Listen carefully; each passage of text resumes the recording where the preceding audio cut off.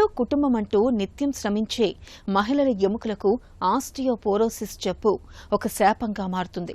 ముఖ్యంగా 40 ఏళ్లు దాటి మెనోపాజ్ దశకు చేరుకున్న ప్రతి 3 మహిళల్లో ఒకరు ఈ సమస్య బారిన పడుతున్నారని గణాంకాలు చెబుతున్నాయి. ఆస్టియోపోరోసిస్ బారిన పడ్డప్పుడు పైకి ఎంత ఆరోగ్యంగా కనిపించినా లోపల మాత్రం ఎముకలు స్పాంజ్లా పెలుసుగా మారిపోతాయి. ఇలాంటప్పుడు చిన్నగా జారిపడ్డ ఎముకల్లో ఇట్టే ఫ్రాక్చర్లు అవుతూ ఉంటాయి. మరి ఈ ముప్పు నుంచి ఎముకల్ని ఎలా కాపాడుకోవాలి, జీవనశైలిలో ఎలాంటి జాగ్రత్తలు తీసుకోవాలో ఇప్పుడు తెలుసుకుందాం.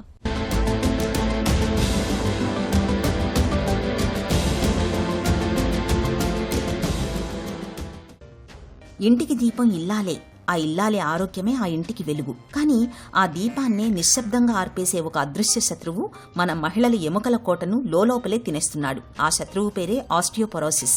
దీన్నే వాడుకలో ఎముకలు గుల్లబారడం అని పిలుస్తారు. మన శరీరానికి బలమైన పునాది ఎముకలే. మన లోపల నిరంతరం పాత ఎముక కరిగిపోవడం, కొత్త ఎముక పుట్టడం అనేది ఒక రీమోడలింగ్ ప్రక్రియగా జరుగుతూ ఉంటుంది. కానీ మహిళల్లో 45 నుంచి 50 ఏళ్ల వయసులో వచ్చే మెనోపాజ్ తర్వాత ఎముకల్ని కాపాడే ఈస్ట్రోజన్ హార్మోన్ ఉత్పత్తి బాగా పడిపోతుంది. దీంతో కొత్త ఎముక తయారు కావడం ఆగిపోయి పాత ఎముక కరగడం ఎక్కువ అవుతుంది. ఫలితంగా వజ్రంలా ఉండాల్సిన ఎముక అచ్చంగా చెదలు పట్టిన చెక్కల, రంధ్రాల తేనె తుట్టెలా గుల్లబారిపోతుంది. ప్రపంచ ఆరోగ్య సంస్థ అధ్యయనాల ప్రకారం మన దేశంలో ప్రతి 3 మహిళల్లో ఒకరు ఈ ఆస్టియోపోరోసిస్ బారిన పడుతున్నారు. బ్రెస్ట్ క్యాన్సర్, గుండెపోటు కంటే కూడా మహిళల్ని ఎక్కువగా మంచాన పడేస్తున్న సమస్య ఇదే కావడం గమనార్హం. ఆస్టియోపోరోసిస్ అంటే మన ఎముకలలో సాంద్రత తగ్గిపోవడం అన్నమాట. ముఖ్యంగాను మనకి యుక్త వయసులో ఉన్నప్పుడు ఎముకల సాంద్రత చాలా పెరుగుతుంది. ఇది పెరగాలంటే వాళ్ళు తప్పనిసరిగా కాల్షియము, వైటమిన్ డి తీసుకోవాలి. మ్యాక్సిమం బోన్ మాస్ అంటాం. దీన్ని బ్యాంక్లో మనం డిపాజిట్ చేసినట్టు అన్నట్టు చెప్తాం మేమందరం. అంటే యుక్త వయసులో ఉన్నప్పుడు అంటే 10 ఏళ్ల వయసు నుంచి 25 ఏళ్ల వయసు వరకు వీళ్ళకి బోన్స్ గట్టిపడతాయి అన్నమాట. సాంద్రత పెరుగుతుంది ఈ సమయంలో మ్యాక్సిమం.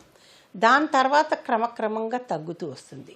35 ఏళ్ళు దాటిన ప్రతి స్త్రీకి కూడాను ఈ ఎముకల సాంద్రత అన్నది తగ్గుతుంది. దీనికి ముఖ్య కారణం ఏంటంటే మొదటిది వ్యాయామం లేకపోవడము, రెండోది వైటమిన్ డి లోపము, మూడోది కాల్షియం లోపము.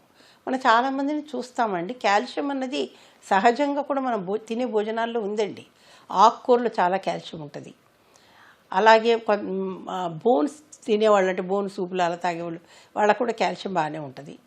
పాలు తాగేవాళ్ళు, అలాగే పాల పదార్థాలు అంటే పెరుగు, జున్ను, పనీర్ ఇలాంటివి తినే వాళ్ళ దగ్గర కూడాను వాళ్ళకి కాల్షియం ఎక్కువగా వస్తుందండి. కానీ చాలామంది పెరుగు, పాలు తీసుకోరండి. ఎందుకు తీసుకోరండి? మాకు పడదని చెప్తారు. వాళ్ళకు కూడా ఈ ఎముకల సాంద్రత తగ్గిపోయే అవకాశాలు పెరుగుతాయండి. అలాగే వైటమిన్ డి లోపం మనకి చాలా పెద్దది. ఆ వైటమిన్ డి కూడా లోపం లేకుండా చూసుకోవాలండి. ముఖ్యంగా ఒక వయసు వచ్చాక, ఇందాక నేను చెప్పినట్టు 35 ఏళ్ల తర్వాత ఈ ఎముకల సాంద్రత తగ్గిపోయే అవకాశాలు పెరిగిపోతాయి. ఇవన్నీ కాకుండా మధ్యలో గర్భాలు వస్తాయి కదండి, డెలివరీస్ అవుతాయి, ప్రెగ్నెన్సీ వస్తుంది. ప్రెగ్నెన్సీ సమయంలో తల్లే బిడ్డకి కాల్షియము, వైటమిన్ డి అన్నీ తన శరీరం నుంచి ఇవ్వాలి. దాంతో ఏమవుతుంది, వాళ్ళ ఎముకల సాంద్రత తగ్గుతుంది. ఆ టైంలో కూడా వీళ్ళు వైటమిన్ డి, కాల్షియం చాలా తప్పకుండా వేసుకోవాలండి. వేసుకుని వాళ్ళ ఎముకల సాంద్రత తగ్గకుండా చూసుకోవాలి. ఇంకా తర్వాత వాళ్ళకి పాలు పట్టే సమయంలో కూడా డెలివరీ అయినాక పాలు పట్టేటప్పుడు పాలల్లో వాళ్ళది కాల్షియము, వైటమిన్స్ అవన్నీ కూడా బయటికి వెళ్ళిపోతాయి కదండి. కాబట్టి ఆ సమయంలో కూడా కాల్షియం అన్నది, వైటమిన్ డి అన్నది తప్పకుండా వేసుకోవాలి. వాళ్ళకి సమస్యలు రాకుండా చూసుకోవాలి. ఎముకల్ని బలహీనం చేసి పెళుసుగా మార్చే ఆస్టియోపోరోసిస్ను సైలెంట్ కిల్లర్గా చెప్పుకోవచ్చు. ఈ జబ్బులో స్పష్టమైన లక్షణాలేవీ కనిపించకుండానే లోపల ఎముకలు గుల్లబారిపోతాయి. వయసు పెరిగే కొద్దీ ఎత్తు తగ్గిపోవడం, నడుము కొద్దిగా ముందుకు వంగిపోవడం, తరచూ తీవ్రమైన వెన్నునొప్పి వస్తున్నప్పుడు ఆస్టియోపోరోసిస్గా అనుమానించాలి. దీని బారిన పడ్డాక ఎముకలు ఎంత బలహీనంగా మారిపోతాయంటే కనీసం గట్టిగా దగ్గినా, తుమ్మినా లేదా బెడ్పై నుంచి కిందకు దిగుతూ చిన్నగా అడుగు తడబడినా చాలు వెన్నెముక, మణికట్టు లేదా తుంటి ఎముకల్లో ఇట్టే ఫ్రాక్చర్లు అవుతుంటాయి. ముఖ్యంగా హిప్ ఫ్రాక్చర్ అనేది మహిళల జీవితాన్ని తలకిందులు చేస్తుంది. తుంటి ఎముక విరిగి మంచాన పడ్డ మహిళల్లో దాదాపు 20% మంది సరైన కదలికలు లేక ఇతర ఇన్ఫెక్షన్ల వల్ల ఏడాదిలోపే ప్రాణాలు కోల్పోతున్నారనేది చేదు నిజం. కాల్షియం, విటమిన్ డి లోపం, శారీరక శ్రమ లేకపోవడం, థైరాయిడ్ లోపాలు ఇవన్నీ ఆస్టియోపోరోసిస్కు మరింతగా ఆజ్యం పోస్తున్నాయి.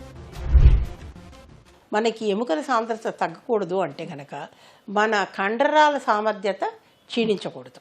సార్కోపీనియా అంటారు దీన్ని.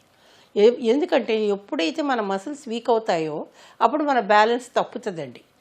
ఎముకల సాంద్రత తగ్గినప్పుడు, మన కండరాల సమస్య పెరిగినప్పుడు మనం తొందరగా పడిపోతాం. ఏ చిన్న దెబ్బ తగిలినా పడిపోతాం. అప్పుడు ఎముకలు విరిగే అవకాశాలు పెరిగిపోతాయి, ఎందుకంటే సాంద్రత లేదు కదా. అంచేత ఒక నడి వయసు వచ్చిన తర్వాత ఇది కొంచెం ఫాస్ట్గా అవుతుందండి. ఇంకా ముట్లు ఉడిగిపోయిన తర్వాత ఆడవాళ్ళకి చాలా ఫాస్ట్గా అవుతుంది.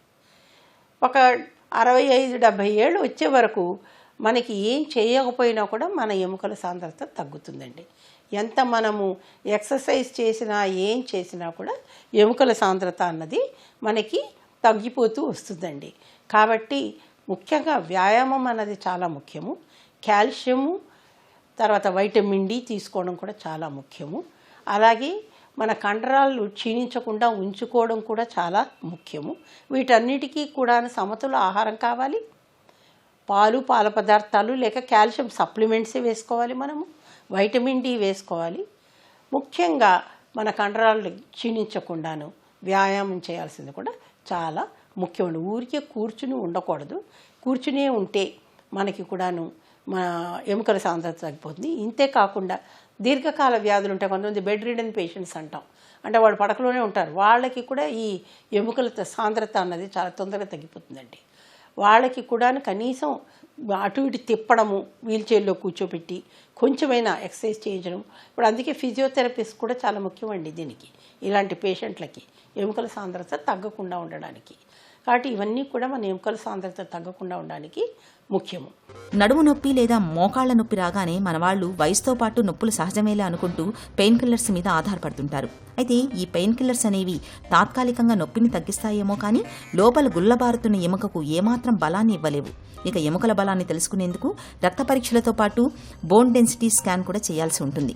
డెక్సా స్కాన్ అనే ఒక ప్రత్యేకమైన స్కాన్ ద్వారా వచ్చే టీ స్కోర్ని లెక్కిస్తారు. టీ స్కోర్ విలువ -2.5 కంటే తక్కువగా ఉంటే ఆస్టియోపొరోసిస్ ఉన్నట్టుగా నిర్ధారిస్తారు. ఆస్టియోపొరోసిస్ ముప్పును తెలుసుకునేందుకు 45 ఏళ్లు దాటిన ప్రతి మహిళ కనీసం ఒక్కసారైనా ఈ పరీక్ష చేయించుకోవడం ఎంతో అవసరం. ఈ ఆస్టియోపొరోసిస్ అన్నదానికంటే డెక్సా అని ఒక పరికరంతో మనకి పరీక్ష చేస్తారండి. ముఖ్యంగా మన వెన్నుపూసలోను మన తుంటి ఎముకలోను ఈ సాంద్రత తగ్గితే మనకి చాలా ప్రాబ్లమ్స్ వస్తాయి. ముఖ్యంగా ఒక వయసు దాటిన తర్వాత ఈ తుంటి ఎముకల సాంద్రత తగ్గితే తుంటి ఎముక విరిగే అవకాశాలు చాలా ఎక్కువ ఉంటాయి. చూస్తే మనము అంటే ఒక 50 ఏళ్ళు 60 ఏళ్ళు దాటిన వాళ్ళలోనూ, ఆడవాళ్ళలో ముఖ్యంగాను తుంటి ఎముక విరిగి వాళ్ళు కనుక పడకకే పరిమితం అయిపోతే కనుక వాళ్ళు మరణించే అవకాశాలు కూడా చాలా పెరిగిపోతున్నాయండి. కాబట్టి ఈ ఆస్టియోపొరోసిస్ అన్నది చాలా ముఖ్యమైనటువంటి సమస్య మనకి. దాన్ని మనం కంట్రోల్ చేసుకోవాలంటే మనం యుక్త వయసు నుంచే దానికి కావలసిన జాగ్రత్తలు తీసుకోవాలి.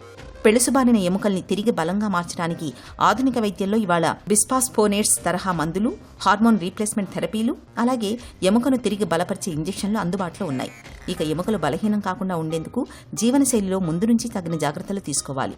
30 ఏళ్ల ప్రాయం నుంచే మహిళలు తమ ఆహారంలో కాల్షియం పుష్కలంగా ఉండే పాలు, పెరుగు, రాగులు, ఆకుకూరలు, నువ్వులను ఒక భాగంగా చేసుకోవాలి.